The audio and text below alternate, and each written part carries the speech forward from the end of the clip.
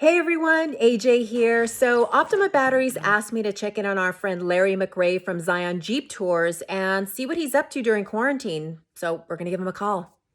Hey Larry, how's it going? Good. How are you guys doing during this quarantine? Like, how's it affecting your business? Personally, it's been great. I've been able to catch up on all these honeydews we had, but as a business in the tourism industry, it's really affected us. I mean, we've basically have shut down and don't know really when we'll come back. So what are you doing to keep busy during this quarantine? I had a list of projects for the house that I've been wanting to do, but and now I have the opportunity to do all those little honeydews. You know, I built some garden beds for my wife. I'm enclosing part of a outdoor patio we have to keep some of the glare off the TV, and So there's no excuse. You have to get it done. So how did you start Zion Jeep Tours? Like, how did that come about? Because you said you started off, you did real estate, you did contracting. So how do you go from that to being in the tourism industry? so my business before Zion Jeep Tours was Poison Spider, and we built and manufactured and sold Jeep aftermarket parts. You know, fenders, cages, bumpers. And when I sold that in 15, I signed a 5-year no compete, which meant I couldn't do anything in the Jeep industry again. Okay, so your business is fairly new still.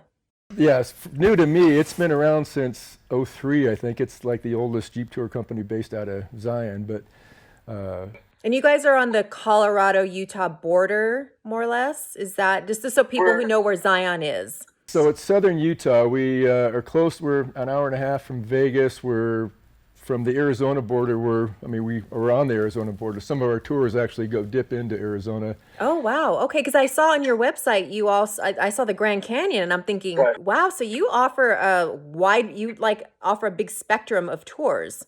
Yes, in the Arizona tour, it's the north rim of the Grand Canyon where most people never go. Oh, okay. So the uncharted territory of the Grand Right. Canyon. Right. So if you didn't have a four-wheel drive, high clearance vehicle, you're not going to go to this overlook. And it doesn't have 50 people standing in front of you when you're trying to get your picture. It doesn't have guardrails or railings, so you got to be a little bit careful. Wow. But Okay. it's actually really cool. I mean, it's really cool. Very untouched, it seems like, kind of like what the Grand Canyon Exactly. is without all the tourists, like you said, kind of flocking to one spot.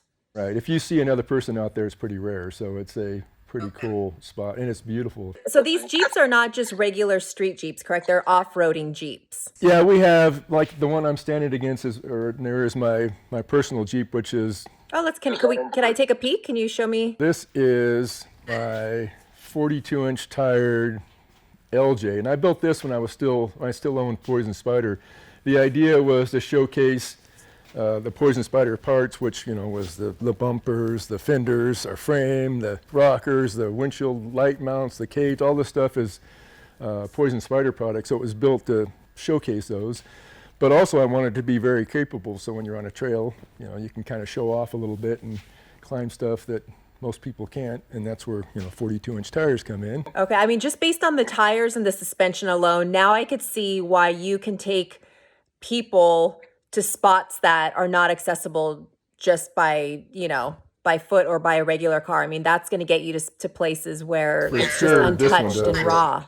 Right, and majority of our tours are like in the Jeep behind us. I don't know if you can see that. We'll do a walk around on it, but it's a multi-passenger Jeep that'll still get you out to these locations.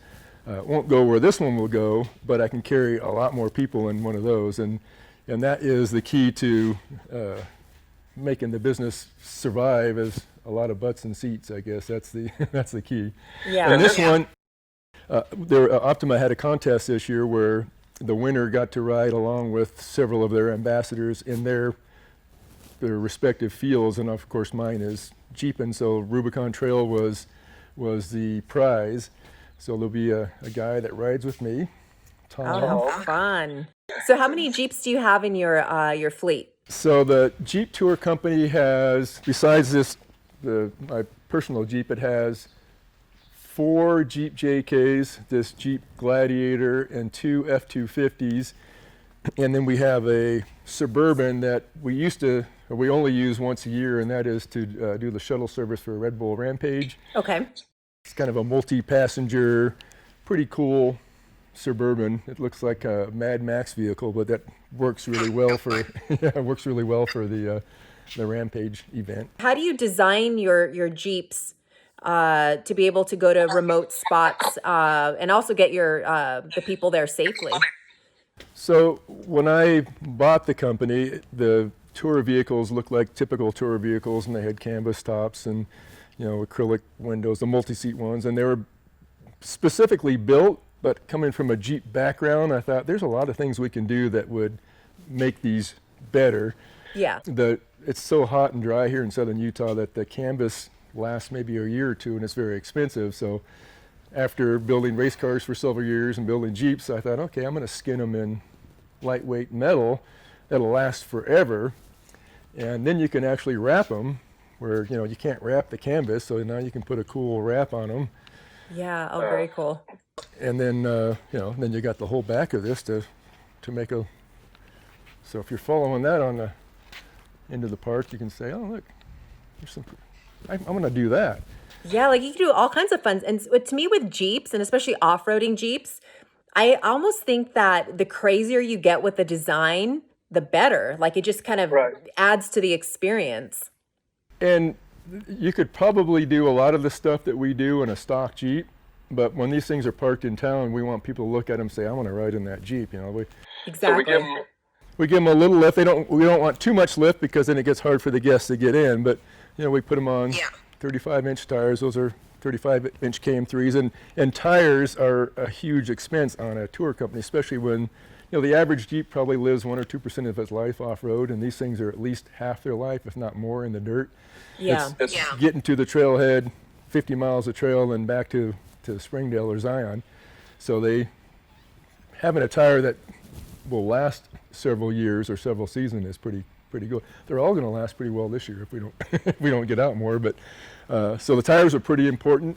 And when I bought the company, the trucks were all kind of built the same way. They had canvas on top instead of sheet metal, and this was usually clear acrylic, and that turned yellow every season. So you almost have to replace that every season. So okay. And if you had a acrylic front, it created like a negative pressure back here where all the people are at, so it kept sucking the dust in, and these people would get just horribly dusty. So I've changed from acrylic to a mesh, which allows the wind to blow through, but it also catches any debris that might blow in. It's almost like a filter. It is. You can still see through it pretty nicely. Okay. But it catches rocks, bugs that would normally hit the people in the back if it was just open. But what it does more importantly than that is it creates a positive pressure in there, so now the dust doesn't get sucked in, it's blown out of there. So oh, nice. That's just one of the changes we made to help with the comfort of the passenger. But correct me if I'm wrong. I mean, if you're doing some sort of off-road Jeep tour, you're gonna want to get a little dirty. It would make for a great photo op, like, yeah, I just went off-roading and you're just covered in dirt and dust. At least I'd want to be covered in dirt. It's That's just me.